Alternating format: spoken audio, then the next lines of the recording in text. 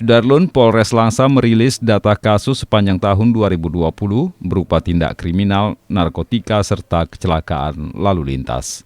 Adapun sepanjang tahun 2020, Polres Langsa mencatat 376 kriminal, 120 kasus narkotika, dan 149 kasus kecelakaan lalu lintas.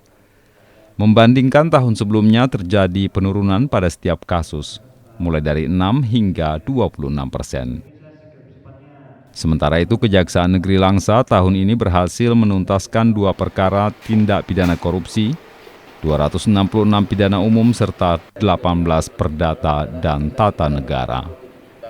Adapun untuk kasus korupsi yaitu terkait pengadaan genset dan instalasi RSUD Langsa tahun 2016 dengan jumlah terpidana sebanyak 4 orang. Satu kasus korupsi lainnya adalah terkait dana BOS di SMKN 2 Langsa. Namun dengan terdakwa yang dilaporkan meninggal dunia saat proses hukum sedang berlangsung. Dari Langsa, Zubir, Serambi On TV.